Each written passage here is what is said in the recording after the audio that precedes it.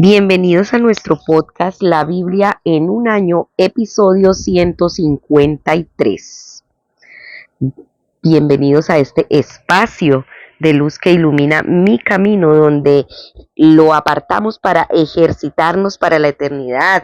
En este 2026 estamos ejercitándonos en las disciplinas espirituales y en este mes de junio estamos en la disciplina del ayuno. Hambre del Señor. Bueno, muy bien. Vamos entonces con este devocional de hoy que se titula Loco Amor. Voy a contarles la historia. La madre de Francis Chan murió cuando lo estaba dando a luz. El único afecto que sintió de parte de su padre duró apenas 30 segundos y fue en el camino al funeral de su madrastra cuando él tenía 9 años. A la edad de 12, su padre también murió y Francis lloró, aunque se sintió aliviado. Francis, en la actualidad pastor, tiene 5 hijos con su esposa Lisa. Cuando estos nacieron,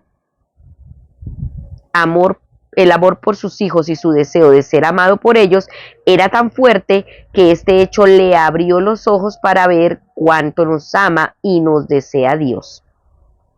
Escribió lo siguiente: por medio de aquella experiencia llegué a comprender que mi deseo por mis hijos es solo un débil eco del gran amor de Dios por mí y por cada persona que Él ha hecho.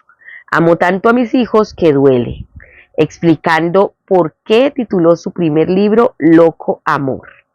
Escribió: la idea de loco amor tiene que ver con nuestra relación con Dios. Toda mi vida he escuchado decir a la gente: Dios te ama. Decir que el creador eterno del universo está enamorado de mí es probablemente la más loca de las afirmaciones. De parte de los creyentes ha de darse una respuesta, una loca reacción hacia ese amor. ¿De veras entiendes lo que Dios ha hecho por ti? Dios es así. ¿Por qué tu respuesta es tan tibia? La palabra celo implica deseo intenso o apasionado. Puede estar desviado, pero como escribe Pablo, está bien tener celos siempre por el propósito y que ese propósito sea bueno, dice Gálatas 4:18. En otro lugar dice con un celo sin negligencia, dice Romanos 12:11, en la versión de la Biblia de Jerusalén. Quizá una buena traducción moderna de la palabra celo sería amor loco. Y esa es la reacción que el Señor espera, porque Él entregó su amor con locura. Ahora nosotros también debemos responder a ese amor con esa misma pasión y locura por Él. Vamos a Salmos. Estaremos leyendo Salmos capítulo 69 del 1 al 12 en Nueva Traducción Viviente, NTV. Dice así: para el director del coro, Salmo de David, cántese con melodía de los lirios. Sálvame, oh Dios, porque las aguas de la inundación me llegan al cuello. Me hundo cada vez más en el fango, no encuentro dónde apoyar mis pies. Estoy en aguas profundas y el torrente me cubre. Estoy agotado de tanto gritar por ayuda. Tengo la garganta reseca, mis ojos están hinchados de tanto llorar, a la espera de la ayuda de mi Dios. Los que me odian sin motivo suman más que los cabellos de mi cabeza. Muchos enemigos tratan de destruirme con mentiras. Me exigen que devuelva lo que no robé. Oh Dios, tú sabes lo necio que soy. De ti no puedo ocultar mis pecados. No dejes que los que confían en ti sean avergonzados por mi culpa. Oh Señor soberano de los ejércitos celestiales, no permitas que sean humillados por mi causa, oh Dios de Israel, pues yo soporto insultos por amor a ti. Tengo la humillación dibujada en todo mi rostro. Hasta mis propios hermanos fingen no conocerme, me tratan como a un extraño. El celo por tu casa me ha consumido, y los insultos de aquellos que te insultan han caído sobre mí. Cuando lloro y ayuno se burlan de mí. Cuando me visto de tela áspera en señal de dolor, se ríen de mí. Soy el blanco de los chismes de la ciudad, y todos los borrachos cantan de mí. Amén. Bueno, ya terminamos esta lectura de Salmos y ahora vamos a leer el primer punto. Esté muy atento porque el primer punto es la explicación o una reflexión de este primer texto bíblico. El primer punto lo hemos titulado Un loco amor por la casa de Dios.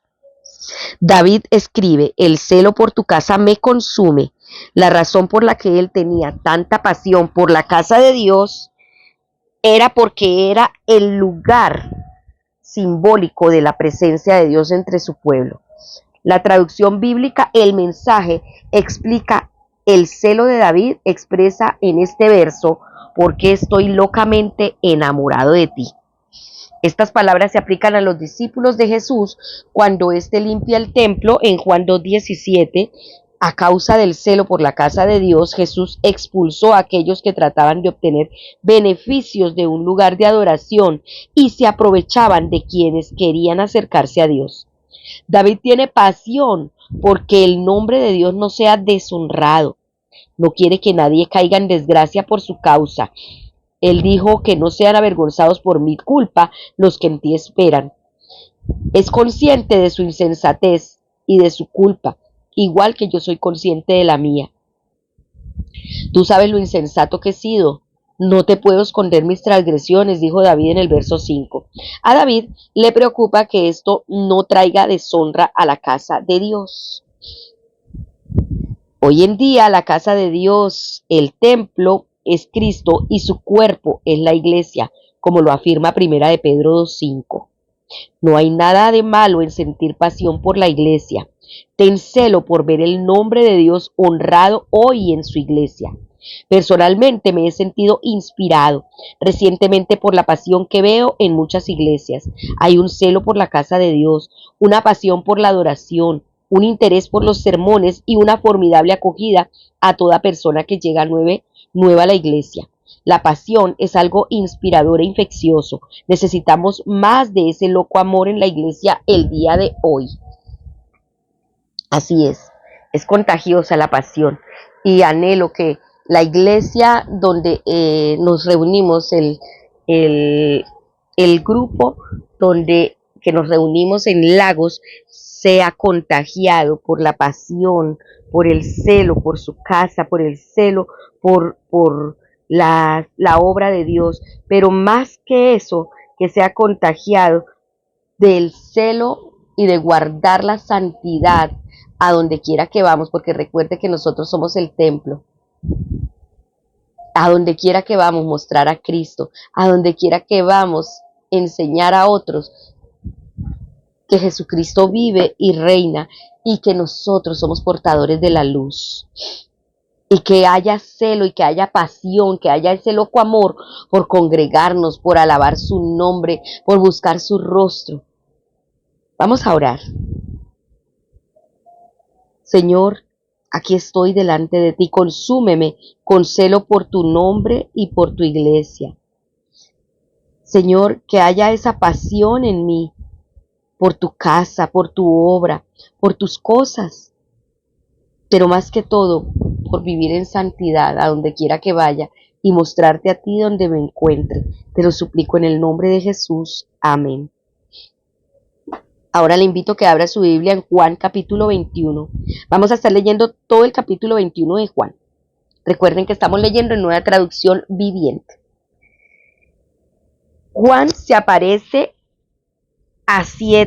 Jesús se aparece a 7 discípulos. Jesús se aparece a 7 discípulos. Más tarde Jesús se apareció nuevamente a los discípulos junto al mar de Galilea. Este es el relato de lo que sucedió. Varios de los discípulos se encontraban allí. Simón Pedro, Tomás al que apodaban el gemelo, Natanael, el de Caná de Galilea, los hijos de Zebedeo y otros 2 discípulos. Simón Pedro dijo: me voy a pescar. Nosotros también vamos, dijeron los demás. Así que salieron en la barca, pero no pescaron nada en toda la noche. Al amanecer Jesús apareció en la playa, pero los discípulos no podían ver quién era.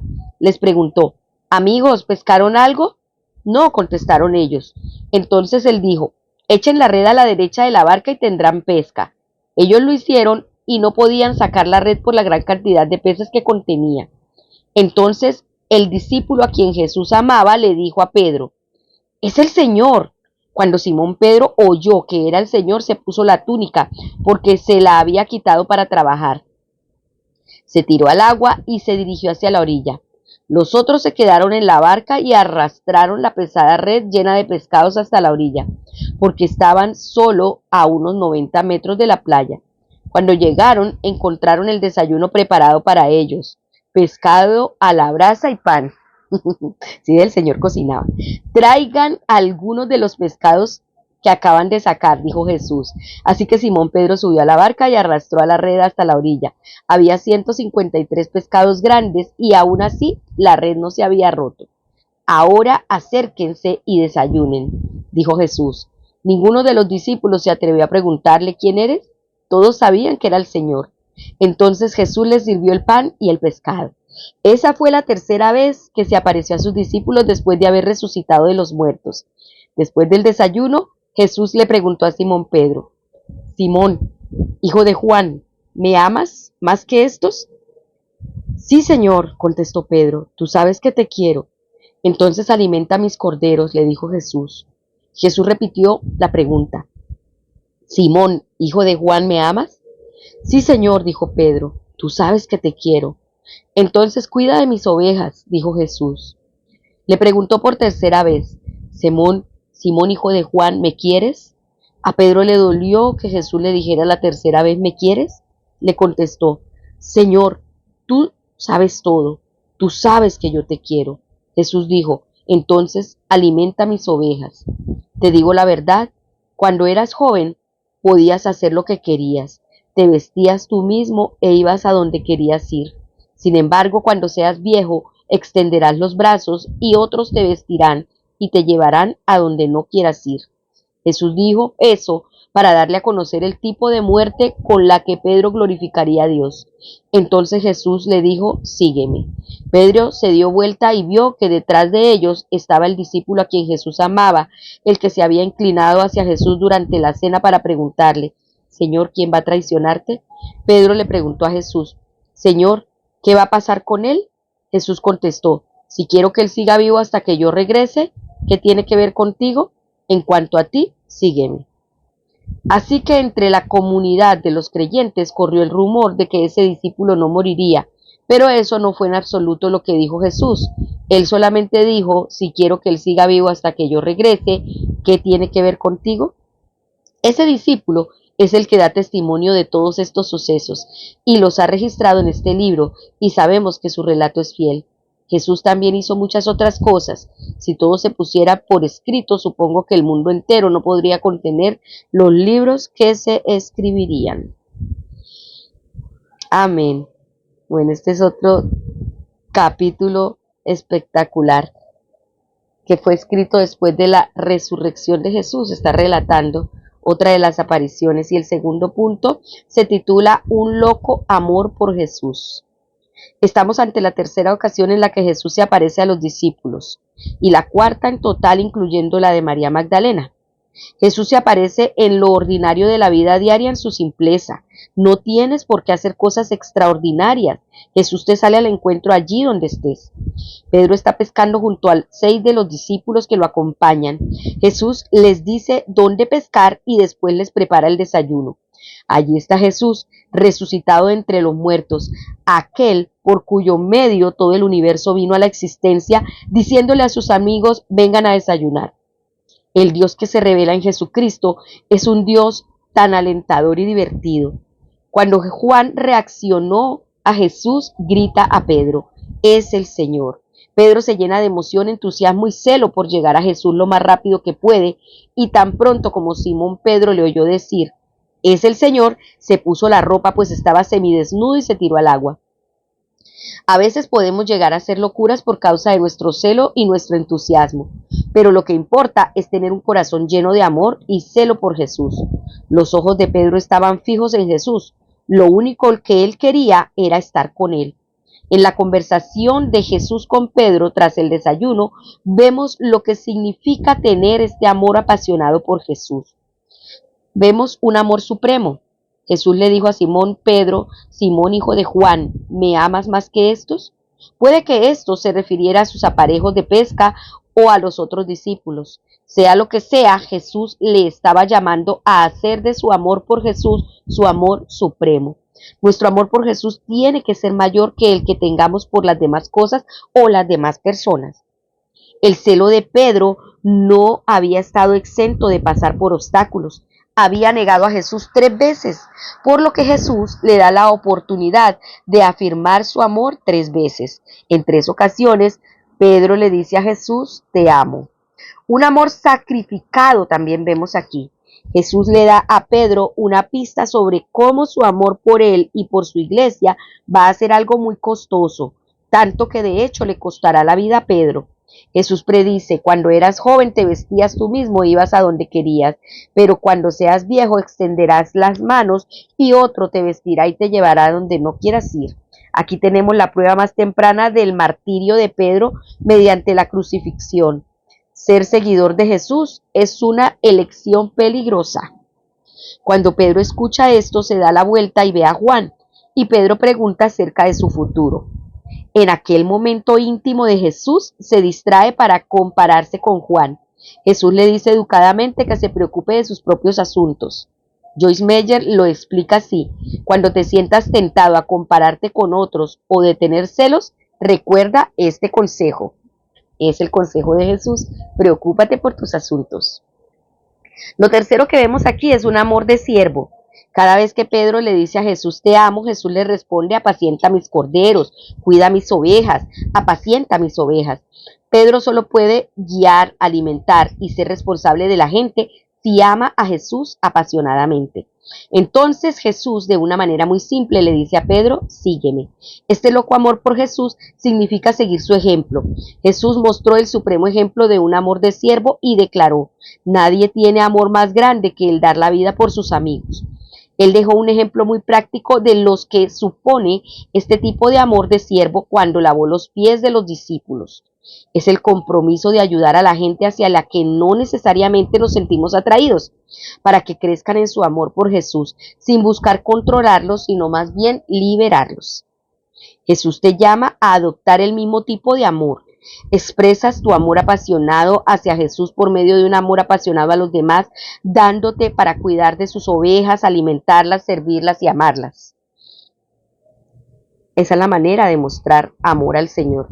Y si no lo hacemos, pues no estamos demostrando ningún amor a Dios. Pedro estaba dispuesto a hacer de Jesús el amor supremo de su vida, a pagar el precio y a seguir sus pasos de amor de siervo. Amaba a aquel que hizo tantas cosas en su breve vida en la tierra y declaró que si escribiera cada una de ellas, pienso que los libros escritos no cabrían en el mundo entero. Sí, Señor. Ahí estaba Juan escribiendo este libro. Vamos a orar. Amado Señor, enséñame a amarte como Pedro te amó y a tener celo por ti. Ayúdame a alimentar tus corderos, a apacentar tus ovejas, así como a estar dispuesta a pagar ese precio que sea necesario para seguirte hasta el final. Ayúdame, Señor. Aquí está mi vida. Te lo pido en el nombre de Jesús. Amén. Bueno, ahora les invito que vamos a leer el libro de Segundo de Samuel.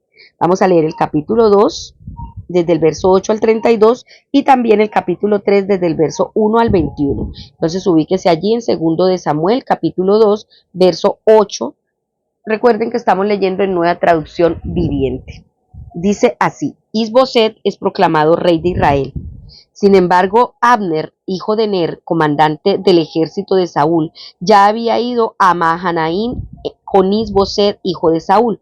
Allí proclamó a Is-Boset rey de Galaad, de Jezreel, de Efraín, de Benjamín, de la tierra de los Jesuritas y del resto de Israel. Is-Boset, hijo de Saúl, tenía 40 años cuando llegó a ser rey y gobernó desde Mahanaim 2 años. Mientras tanto, el pueblo de Judá permaneció leal a David. David hizo de Hebrón su ciudad capital y gobernó como rey de Judá 7 años y medio. Guerra entre Israel y Judá. Cierto día, Abner dirigió las tropas de Is-Boset desde Mahanaim a Gabaón. Por el mismo tiempo, Joab, hijo de Sarba, salió al frente de las tropas de David. Los dos ejércitos se encontraron en el estanque de Gabaón y se sentaron frente a frente en lados opuestos del estanque. Entonces Abner le dirigió a Joab. Le sugirió: propongo que algunos de nuestros guerreros se enfrenten aquí cuerpo a cuerpo delante de nosotros. Muy bien, asintió Joab. Así que se eligieron 12 hombres de cada grupo para pelear, 12 hombres de Benjamín que representaban a Isboset, hijo de Saúl, y 12 hombres que representaban a David. Cada uno agarró su oponente del cabello y clavó su espada en el costado del otro, de modo que todos murieron. A partir de entonces, en ese lugar en Gabaón se conoce como el campo de las espadas. Ese día se desencadenó una feroz batalla y las fuerzas de David derrotaron a Abner y a los hombres de Israel. Muerte de Asael. Joab, Abisai y Asael, los 3 hijos de Sarbia, estaban entre las fuerzas de David ese día. Asael podía correr como una gacela y comenzó a correr tras Abner, lo persiguió sin tregua y no se detuvo para nada. Cuando Abner se dio vuelta y lo vio venir, le gritó: ¿Eres tú, Asael? Sí, soy yo, le contestó. Ve a pelear con otro, le advirtió Abner. Enfréntate a uno de los jóvenes y despójalo de sus armas. Pero Asael siguió persiguiéndolo. Abner le volvió a gritar: Vete de aquí, no quiero matarte. ¿Cómo podría dar la cara a tu hermano Joab? Pero Asael se negó a regresar. Entonces Abner le clavó la parte trasera de su lanza en el estómago. La lanza le salió por la espalda y Asael cayó muerto al suelo. Todos los que pasaban por allí se detenían al ver a Asael tendido muerto. Cuando Joab y Abisai se enteraron de lo sucedido, salieron a perseguir a Abner. El sol ya se ponía cuando llegaron a la colina de Amma, cerca de Gía, en el camino que lleva al desierto de Gabaón. Las tropas de Abner de la tribu de Benjamín se reagruparon allí en la cima de la colina para tomar posiciones. Abner le gritó a Joab: ¿Es inevitable que nos matemos unos a otros? ¿No te das cuenta de que lo único que produce esto es amargura? ¿Cuándo vas a ordenar que tus hombres dejen de perseguir a sus hermanos israelitas? Entonces dijo Joab: Si no hubieras hablado, solo Dios sabe lo que habría pasado, porque los habríamos perseguido toda la noche de ser necesario. De manera que Joab tocó el cuerno de carnero y sus hombres dejaron de perseguir a las tropas de Israel. Durante toda esa noche, Abner y sus hombres retrocedieron por el valle del Jordán, cruzaron el río Jordán y viajaron toda la mañana sin detenerse hasta llegar a Mahanaim. Mientras tanto, Joab y sus hombres regresaron a casa. Cuando Joab contó sus bajas, descubrió que solo faltaban 19 hombres, además de Asael. Pero murieron 360 hombres de Abner, todos de la tribu de Benjamín. Joab y sus hombres llevaron el cuerpo de Asael a Belén y lo enterraron en la tumba de su padre. Luego viajaron toda la noche y llegaron a Hebrón al amanecer. Segundo de Samuel, capítulo 3. Este fue el comienzo de una larga guerra entre los que eran leales a Saúl y los que eran leales a David. Con el paso del tiempo, David se volvió cada vez más fuerte, mientras que la dinastía de Saúl se iba debilitando. Los hijos de David nacidos en Hebrón. Estos son los hijos que le nacieron a David en Hebrón. El mayor fue Amnón, y su madre fue Ahinoam de Jezreel. El segundo fue Daniel, y su madre fue Abigail, la viuda de Nabal de Carmelo. El tercero fue Absalón, y su madre fue Maaca, hija de Talmai, rey de Gesur. El cuarto fue Adonías, y su madre fue Hagit. El quinto fue Cefatías, y su madre fue Abital. El sexto fue Itream, y su madre fue Egla, esposa de David. Todos estos hijos le nacieron a David en Hebrón. Abner une fuerzas con David. Como la guerra entre la casa de Saúl y la casa de David continuaba, Abner llegó a ser un poderoso líder entre los que eran leales a Saúl. Cierto día, Isboset, hijo de Saúl, acusó a Abner de haberse acostado con una de las concubinas de su padre, una mujer llamada Rispa, hija de Aja. Abner se puso furioso. ¿Soy acaso un perro de Judá para que me trates a patadas?, le gritó. Después de todo lo que hice por tu padre Saúl, por tu familia y por tus amigos al no entregarlos a David, ¿es mi recompensa que me culpes por lo de esta mujer? Que Dios me castigue y aún me mate si no hago todo lo posible para ayudar a David a que consiga lo que el Señor le prometió.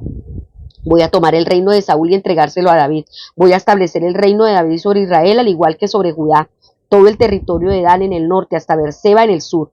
Isboset no se atrevió a decir ni una sola palabra más porque tenía miedo de lo que Abner pudiera hacer. Entonces Abner envió mensajeros a decirle a David: ¿acaso no le pertenece a usted toda la tierra? Haga un pacto solemne conmigo y lo ayudaré a que todo Israel se ponga de su parte.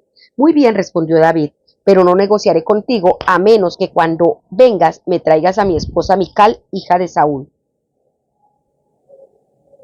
Además, David envió este mensaje a Isboset, hijo de Saúl: devuélveme a mi esposa Mical, pues la compré con la vida de 100 filisteos.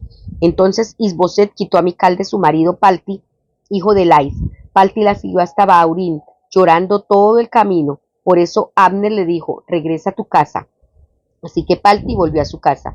Mientras tanto, Abner había consultado con los ancianos de Israel y les dijo: desde hace tiempo ustedes han querido hacer a David su rey. Ahora es el momento, pues el Señor ha dicho: yo he elegido a David para que salve a mi pueblo Israel de manos de los filisteos y de sus demás enemigos. Abner también habló con los hombres de Benjamín.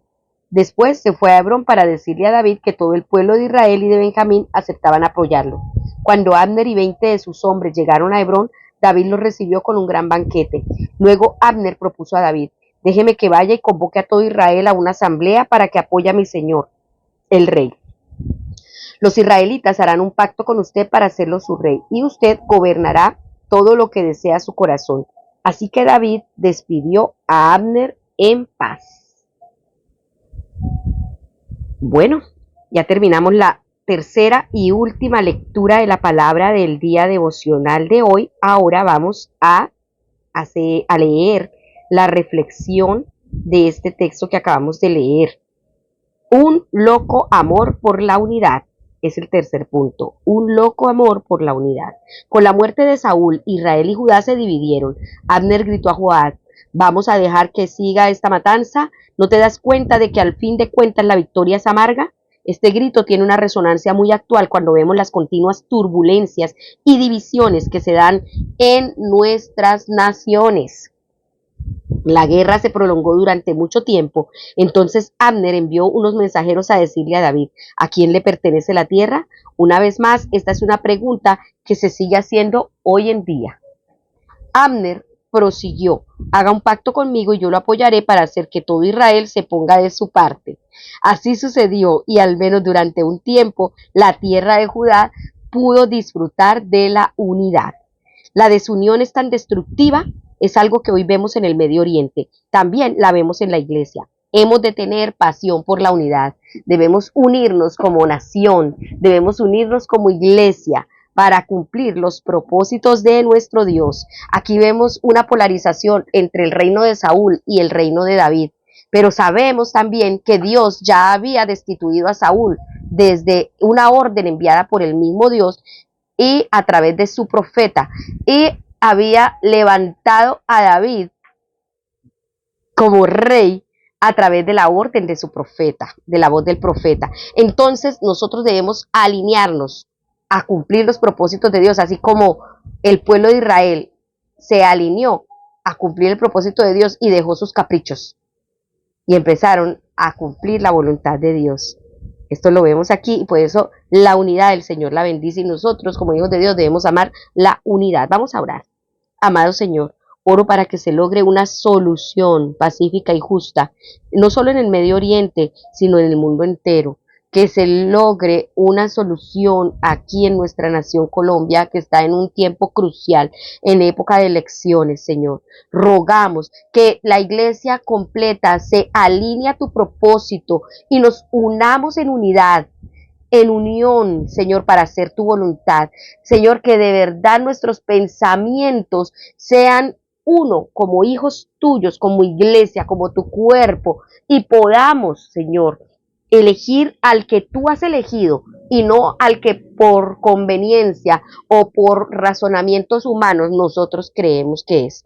Te pedimos en el nombre de Jesús que nos ayudes a elegir correctamente conforme a tu voluntad y pesando los principios tuyos, que nada que vaya en contra de tus principios, de tus ordenanzas, nos lleve a tomar elecciones incorrectas. En el nombre de Jesús, oramos por la unidad y la paz de la iglesia.